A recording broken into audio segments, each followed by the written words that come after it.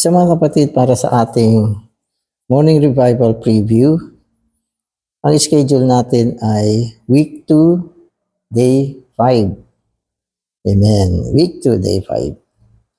So magbabasa na ako ng mga Bible verses natin. Ephesians 1:5. Predestinating us unto sonship through Jesus Christ to Himself, according to the good pleasure of His will. Dito sinasabi sa atin na tayong mga believer ay itinalaga. Kailan ba tayo itinalaga? Bago pa na itatag ang buong sanlibutan. Ang tagal na niyan. Bago pa tayo pinanganak. Bago pa nilikha ang buong sanlibutan, itinalaga na tayo. Ganyan tayo kahalaga. Hindi pa tayo pinapanganak. Meron ng pagtatalaga. Ibig sabihin, ganyan kahalaga ang ekonomiya ng Diyos para sa tao. At tayo ay tinalaga tungo sa pagkaanak. At ito ay ang kanyang mabuting kaluguran ng kanyang kalooban. So kalooban niya ito, kaluguran niya ito, tayo ay kanyang itinalaga na maging mga anak. John 12:24. Truly, truly I say to you, unless the grain of wheat falls into the ground and dies, it abides alone. But if it dies, it bears much fruit. Dito naman binabanggit ang isang butil ng trigo at lahat alam ang Panginoon yan. At mula sa isang butil ng trigo na nahulog sa lupa, ibig sabihin namatay. No? At ito ay nabuhay na muli. At sa pamamagitan niya, nagbunga siya ng maraming trigo. Maraming butil mula sa isang butil. At mula sa isang butil na walang iba kundi ang Panginoon, tayo ay naibunga na siyang maraming mga butil. Kaya maging ang bagay ng pagtatanim ay naghahayag ng mga spiritual na bagay. No, lalo na ang mga bagay na may kinalaman sa buhay. Kaya paano ba tayo naibunga? Mula sa isang butil ng trigo. Ano ba tayo ngayon? Ang marami mga butil ng trigo. At syempre, ang mga butil ng trigo na naibunga ay katulad nung una. Hindi pwede magkaiba yan. Kung anong uri ng butil yung inihasik. No? At namunga ng mga butil, magkakapareho yan, magkakatulad yan, magkakauri na yan. So ang butil ay hindi nagbubunga ng ibang klaseng butil. Pare-pareho yan. Yun na yun. Kung ano yung naihasik, yun na yun ang ibinubunga. Kaya, alam nyo yung mga pagsasalita natin, tugman-tugma dito eh. Di ba sinasabi natin na tayo ay winawangis sa anyo ng panganay na anak ng Diyos. Yun na yun. Ano ang magiging uri natin, katulad natin? Yung isa na panganay, maging ganun tayo. Di ba? Ang linaw naman. Amen. So magbabasa na ako.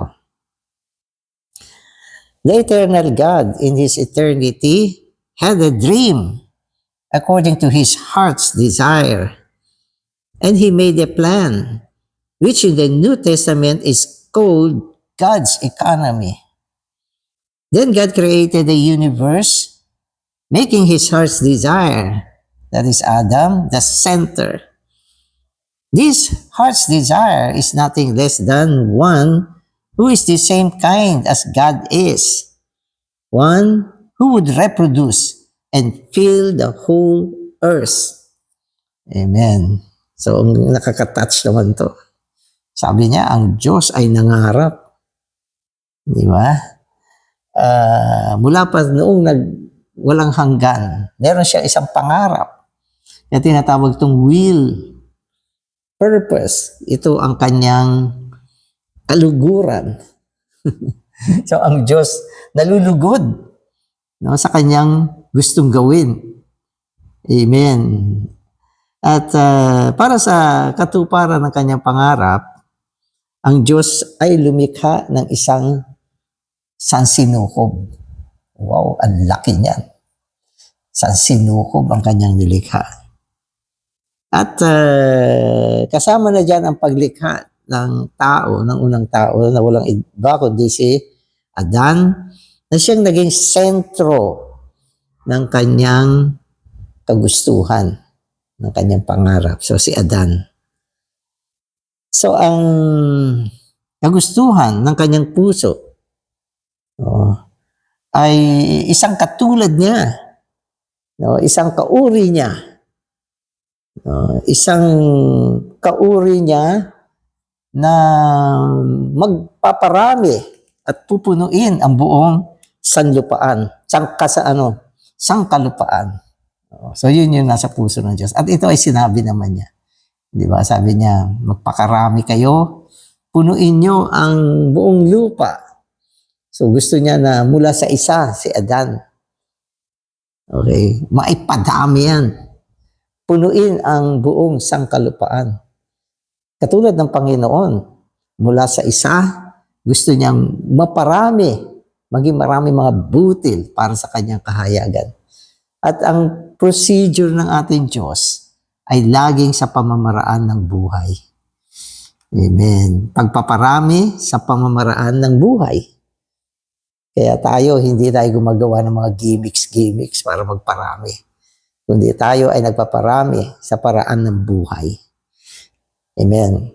So, 2,000 years after Abraham, the choosing God became a man. This God-man, through his death and resurrection, has made a mass reproduction of himself.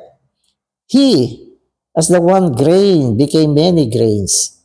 The many grains are ground into fine flour and blended together to become one loaf. O, ito na. Ito na. So, sinasabi sa atin, 2,000 taon pagkatapos ni Abraham, ang Diyos ay nagkatawang tao. So, pumasok siya sa isang malaking proseso pagkaraan ng 2,000 taon na umiral si Abraham. Siya ay nagkatawang tao. At itong isa na ito na nagkatawang tao ay ang unang Diyos tao. At itong Diyos taong ito, dahil nakapasok siya sa pagsasakatawang tao, tumuloy-tuloy na siya sa kanyang mga proseso. Dumaan siya sa kamatayan at pagkabuhay na muli, sumula diyan sa pagkabuhay na muli. Naisagawa niya ang pagpaparami ng kanyang sarili. Pinarami niya ang kanyang sarili na katulad ng isang butil ng trigo na nagbunga ng marami mga butil. At yung butil na yan na i-ground, giniling ng pino, pinaghalo at ginawang isang tinapay. So yan yung proseso. Kaya pag Lord's Table, may isang tinapay tayo nakikita. Yan yung bunga ng pagpaparami. Yung yung tinapay na nakikita natin, galing lang yan sa isang butil. At yung tinapay na yan ay ang mistikong katawan ng Panginoon na binubuo ng marami mga believer na siyang nakikibahagi tuwing Lord's Day. Amen. Amen. So the Lord Jesus, as the only begotten Son of God, was the one grain. And He made us the many grains, His many twins, His many brothers, to be blended into one loaf, one body. Among us, there is no difference in nationality, race, or social rank. We are a new kind, God-man-kind. Amen.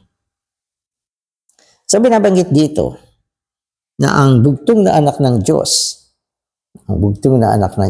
na si Jesus, na siyang isang butil ng trigo, no, ay gumawa upang maibunga ang maraming mga butil ng trigo. At dito maraming mga butil ng trigo ay ang marami niyang kakambal. So twins, ang ginamit dito, kakambal. Tayo ay kakambal niya. Nakakita na ba kayo ng magkakambal? Hindi ba? Magkamukha yan. Nanggaling yan lang yan sa isang magulang. O, magkakambal. Tayo, ganun din. No? At tayo ang marami mga kapatid ng Panginoon na mga kakambal niya. So yung binanggit na kakambal, ito ay merong implication na kamukhang kamukha niya. At pag sinabi naman natin na marami mga kapatid, iisang buhay ang pinanggalingan. No, yung isang butil na pinalaya mula doon, nagbunga ng marami. Amen. At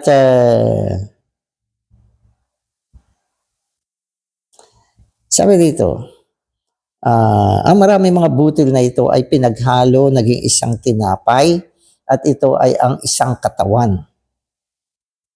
Ano ba yung isang katawan? Yan ang eklesiya ngayon. Ang isang katawan ni Kristo na naibunga sa pamamagitan ng isang butil ng trigo na pinaghalo, ginawang masa, naging isang katawan. Kaya tinatawag ang eklesiya na katawan ni Kristo. At yung katawan ni Kristo ay ang bunga ng kanyang pagpaparami. Amen. At sinasabi dito, ito interesting. Tayong mga naibunga, okay, ay walang mga pagkakaiba sa nationality. Ibig sabihin, sa pagkamamamayan. Walang mamamayan dito. Ibig sabihin, wala ritong mga Amerikano, Incheck, Pilipino, Hapon. Wala yan. Walang nationality. Ito naging bunga ng Panginoon. Siyempre, sa natural na buhay natin meron. Pero sa spiritual, walang nationality, walang races, walang lipi, walang lahi. Ano pa? Walang social rank. Yung social rank, ito yung mga pagkakaiba ng mga tao sa lipunan. Merong may pinag-aralan, merong mayaman, merong mahirap, merong may ranggo, mga kung ano-ano na yan. Malaking pagkakaiba yan. Pero dito, okay, sa maraming butil na naibunga at naging isang loaf, naging isang katawan, walang pagkakaiba. So wala siyang pagkakaiba. Anong meron dito? Isang bagong uri, no, na tinatawag na Diyos-taong uri. Yan.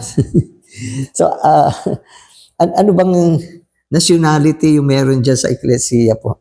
Walang nationality dito. Pag nag-fill up tayo ng form, God, mankind, ang uri natin. Wala tayong nationality. Amen. So today's reading na ako. In Christ, God and man have become one entity. The God-man. Amen. So one entity, the God-man. In God's creation, there was no mankind. There was only man as God's kind. It was through man's fall that mankind came into existence. So talaga naman walang mankind eh. Nung nilikha ng Diyos ang tao, bagamat tao siya, tao ang nilikha ng Diyos. Pero hindi ito uri ng tao. Walang kauri na tao. Tao nilikha, tama. Pero ang kanyang uri ay uri ng Diyos. Alam niyo ba, nilikha tayo ayon sa uri ng Diyos. Species of God. Yan. Kasi nung nilikha tayo, bagamat tao ang nilikha ng Diyos, okay, tinawag siyang tao ng Diyos. Sabi ng Diyos, let us make man. Tinawag siya ng Diyos na tao. Pero nung nilikha niya itong tao, nilikha niya ayon sa larawan at wangis niya. Yan ay uri ng Diyos yung nilikha niya. Hindi yan uri ng tao. Walang uri ng tao sa paglikha ng Diyos. At itong uri ng tao ay umiral lang pagkatapos ng pagkatisod ng tao.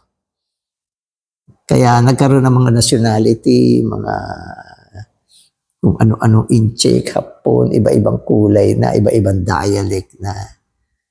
Pag sinabi mo, anong uri yan, hapon po yan, Pilipino po yan. Pero sa paglikha, walang ganyan.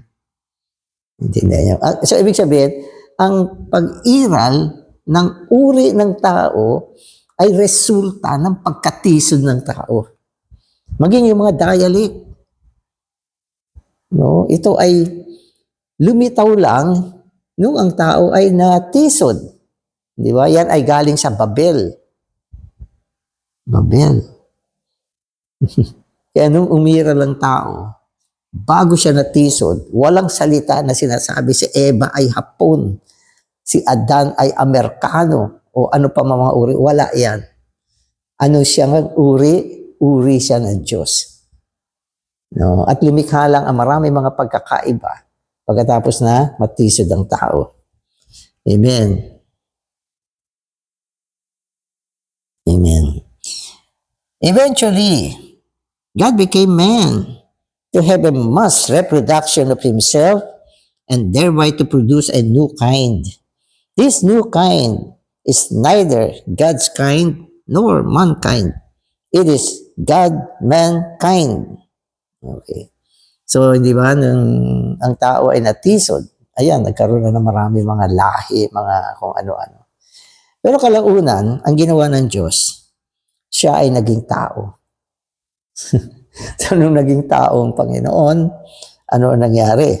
Nagbunga siya ng marami mga bunga sa pamamagitan ng kanyang sarili. No? At nagbunga siya ng isang bagong uri. Uri ang pinag-uusapan natin. Kasi ang ginagamit dito, new kind. Tama naman, bagong uri. Oo. This new kind, itong binunga niya, pakinggan nyo, ay alanganing Diyos, alanganing tao na. Hindi na siya uri ng tao, alanganin na tao, na uri ng tao, alanganin din na uri ng Diyos. Sapagkat ito ay nagkaroon ng isang paghahalo at naibunga ang isang bagong uri. Ito ay ang Diyos taong uri na wala pa sa history. Wala pa sa history, hindi pa nag-exist yung ganyang klaseng uri ng tao o ng Diyos. O ano ba yan? Bago nagkatawang tao ang Panginoon, walang ganyang uri sa lupa. Walang ganyang uri. Oo. Merong uri ng Diyos at umiral yung iba't ibang races. Hindi ko alam kung nang pagkatapos ng tisod ng tao, nawala ba yung kanyang pagiging ayon sa uri ng Diyos? Hindi siguro. So, ibig sabihin, magkahiwala yung kanyang uri. May uri ng tao, okay, na naibunga ayon sa pagkatisod. At may uri ng Diyos ang tao bago natisod. At ang Diyos mismo ay isang uri. Yan ay ang uri ng Diyos. Pero walang Diyos taong uri. Ito ay bunga ng proseso. Na ang unang Diyos tao ay ang Diyos na nagkatawang tao. Yan ay walang iba kundi si Kristo. At nung siya ay nagsagawa ng pagpaparami, naibunga niya ang mga bunga na katulad na niya. Mga Diyos taong uri. At tayo na yan. Tayo na yan. Ano tayo? Mga Diyos taong uri. Di ba? Diyos. Di ba may buhay ka ng Diyos? Buhay at kalikasan? O di ikaw ay nasa uri ng Diyos? Hindi ba meron kang taong buhay at kalikasan? Di meron kang uri ng tao. Ngayon, na-blend yan.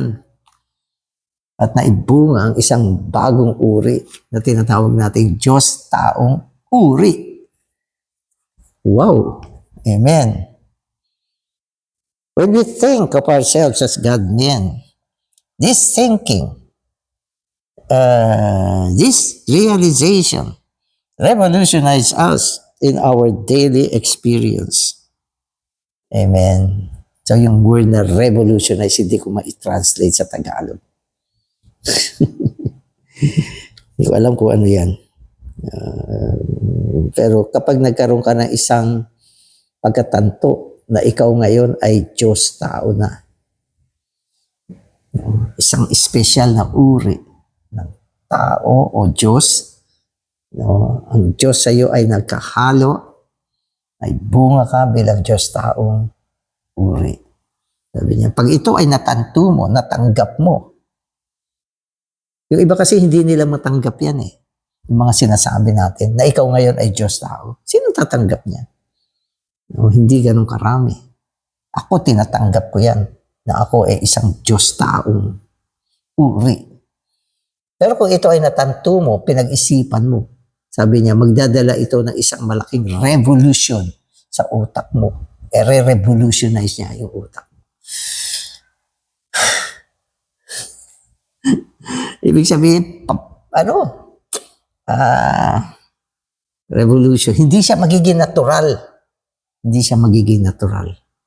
Papasok siya sa isang sitwasyon na punong-puno siya ng pagkamangha. At papasok siya sa isang sitwasyon na punong-puno siya ng kalooban ng Diyos. At makikita niya, Panginoon, salamat sa iyo. Ginawa mo akong Diyos tao. So yan. So mga kapatid, mangyayari yan. Pag hindi pa nangyari yan, hindi sapat ang iyong pagkatanto na nadinig mo, ako ay Diyos tao, okay lang. Parang sige lang. Wala kang pagkatanto. Walang revolutionize na nangyari sa iyo. Hindi ka na bago. Hindi ka na impress. Panginoon, kahabagan mo kami mula sa pagkakita dito sa mga bagay na ito. Ma-revolutionize ang aming mga kaisipan. Amen. For example, a brother may be unhappy with his wife, but he remembers that he is a God-man, and immediately his attitude is changed. Then he will desire to be a God-man husband. O see? Naging unhappy siya. God-man na talaga siya eh. Siya ay Diyos tao na. Pero hindi na siya masaya sa kanyang asawa. Ano bang dahilan? Hindi ko alam. Hindi na siya masaya. Pero biglang dumating yung kanyang realization na hindi ako ordinaryong tao. God-man ako. Bakit ako nagkakaganito? Then, ano mangyayari? Magkakaroon ng isang desire na ibuhay ko ito. Itong Diyos, pagiging Diyos tao ko, ay magresulta ng isang Diyos taong pamumuhay. At palagi natin binibigyan din, ang Diyos taong pamumuhay ay ang pamumuhay hindi ng isang tao, kundi pamumuhay ng Diyos sa ating buhay bilang isang tao. So yan ang Diyos taong pamumuhay. Magbabago siya. Sigurado yan, mababago siya. Kung si Job siya, ano mangyayari? Hindi na siya masaya sa kanyang asawa. Dahil hindi siya God-man, anong gagawin niya? Pipilitin niya maging masaya. Ito ay manggagaling sa kanyang effort. Pasayahin ko yung sarili ko. Hindi ka masaya, pasayahin ko yung sarili ko. Klaseng pagpapasaya yan. Pero ang Diyos tao, mga kapatid, kapag bumaling ka sa Diyos, ang Diyos ang magiging saya mo. Idadaloy niya sa iyo ang isang klaseng kasiyahan na hindi bunga ng iyong pagsasagawa. Diyos tao. Amen. As believers in Christ and children of God, we are not mankind. We are God, mankind. To realize this is to change, even revolutionize. When we realize that we are God, men, we will say, ano sasabihin natin? Ito, Tagalogin ko. Panginoon, ikaw ang unang Diyos tao. At kami ang marami mga Diyos taong sumusunod sa iyo. Nabuhay ka sa isang buhay ng tao na hindi ang iyong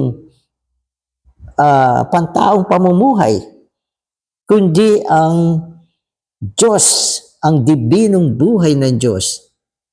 At ito ay inihayag mo. Ang kanyang mga kagalingan ay naging iyong, ang kanyang mga katangian ay naging iyong mga kagalingan. Kaya nung nabuhay ang Panginoon bilang Diyos tao, ang kanyang mga kagalingan, no, ang kanyang mga kagalingan ay ang katangian ng Diyos. Ang kanyang pag-ibig, hindi pag-ibig ng tao, kundi pag-ibig ng Diyos. Ang kanyang kaawaan ay kaawaan ng Diyos. Ang kanyang pagiging mahinahon ay nanggagaling sa Diyos. Ang buhay ng Diyos ang kanyang ibinuhay. Hindi lang siya Diyos tao, kundi nabuhay siya bilang Diyos tao. At ito ay sasabihin mo sa Panginoon upang gawin ka ng Panginoon na katulad niya. No, hindi lang sa buhay at kalikasan, kundi maging sa iyong pamumuhay. Amen. O ito pa, tuloy-tuloy. Ikaw ay naririto sa lupa na mamatay araw-araw. Ikaw ay naipako upang mabuhay. Panginoon, ikaw ang buhay ko ngayon. Ikaw ang aking persona. Ako ay ikaw mismo. Meron akong, ako ay dapat maipako at mamatay araw-araw upang maibuhay ko ang isang Diyos taong buhay. Isang buhay ng tao, subalit hindi sa pamamagitan ng buhay ng tao, kundi sa pamamagitan ng dibinong buhay mo. Amen. Sa pamamagitan ng iyong buhay at iyong kalikasan bilang kabuuan ko upang maihayag kita ang iyong mga dibinong katangian. Ang iyong mga dibinong katangian na maging pantaong kagalingan ko. Amen. So mga kapatid, kapag ito ay patuloy mong sinasabi sa Panginoon, lalo ka nako-constitute ng dibinong buhay upang mabuhay ng isang buhay ng Diyos tao.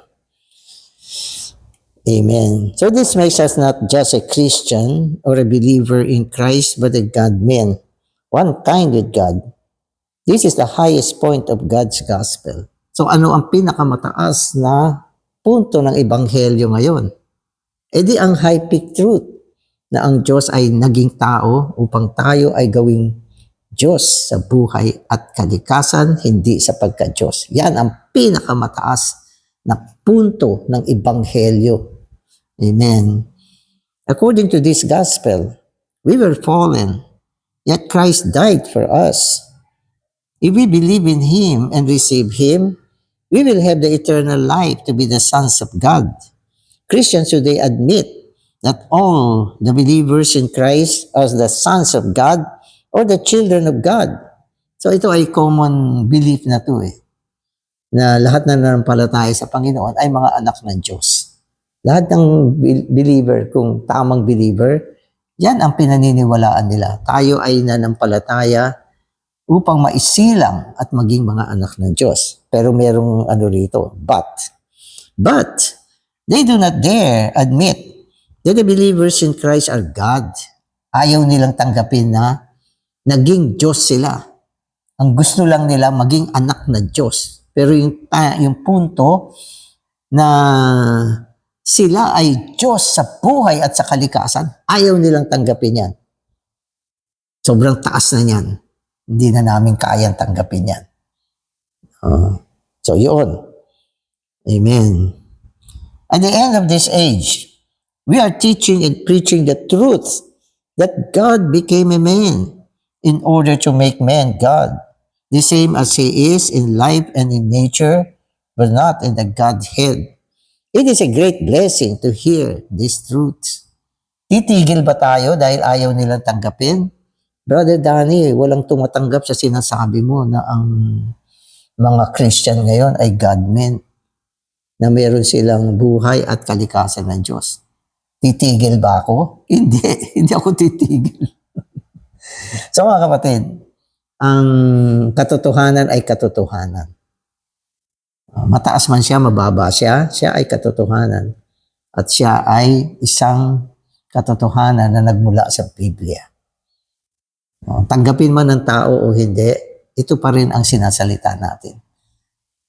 Nang ang mga apostol ay nagpipreach ng gospel sa panahon ng gawa, sinabihan sila, huwag kayo mag-preach sa pangalan ng taong ito. O hindi na namin kayo persecute. Tumigil na lang kayo. Tumigil ba sila? Hindi. Hindi sila tumigil. Walang pwedeng magpatigil ng pagpipreach sa katotohanan. Lalo pa ang pinakamataas na katotohanan na pinakita sa atin, bagamat matagal na itong nasa Biblia, pinakita sa atin, nakita natin, hindi tayo titigil. Amen. After hearing that God wants a group of God-men, how can you content to be anything else? Makukontento ka ba? Narinig mo to? Makukontento ka ba? Mananahimik ka ba? Wala ka bang sasabihin? Narinig mo to? We should all declare that we want to live the life of a God-man. Di ba? Hindi ka makukontento. Mare-revolutionize ka. I-declare mo ito. Katulad ito ng mga tao na pinagaling ng Panginoon nung kapanahunan na nandito siya. Sabi niya, wag ka na lang kumibo. Hindi sila matigil. Talagang dinideclare nila yan. Sapagkat yan ay katotohanan. Isang katotohanan na nakita natin. Amen. Eventually, the God-men will be the victors. Amen. Overcomers. The Zion within Jerusalem. This will bring a new revival that has never been seen in history. And this will end this age. Amen. Salamat Panginoon sa mga pangitain na pinakita mo sa amin. Lalo na ang mataas na rurok ng pangitain na ikaw ay nagkatawang tao, naging tao, upang ang Diyos, ang tao, ay maging Diyos sa buhay at kalikasan. Hindi sa pagkaulo ng Diyos. Salamat Panginoon. Pinakita mo ito upang aming ihayag din. Upang kami maging malakas ang loob na maghayag ng mga katotohanan. Upang sa kalaunan, madala nito ang isang malaking pagpapanauli, Panginoon, na hindi pa nangyari sa history. Salamat, Panginoon. Amen.